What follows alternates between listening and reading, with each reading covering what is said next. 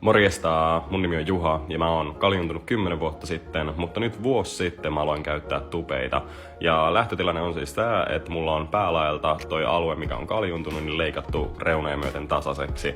Siihen laitetaan vähän liimaa päälle, kalvo, mistä nämä hiukset on istutettuna, niin siihen päälle. Ja sitä ei tosissaan päässä huomaa ollenkaan, sä et tunne mitään. Ja tässä mä vaan fiilistelen sitä, että kuinka hyvä toi hiusraja on. Tän voi jakaa mistä kohtaa tahansa.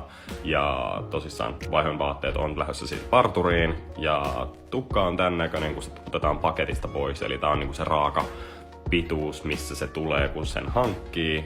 Ja parturissa mä vaan sanoin, että jätä aika pitkäksi, että mä haluan nyt pitää keskijakausta ja siistitään vaan reunat ja sivut ja niska.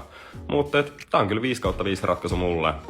Aina silloin tällä voi vaihella eri hiusten mittaa hankkimalla uuden tupeen tai sit vaan leikkauttaa lyhyemmäksi jotain aikaisempaa.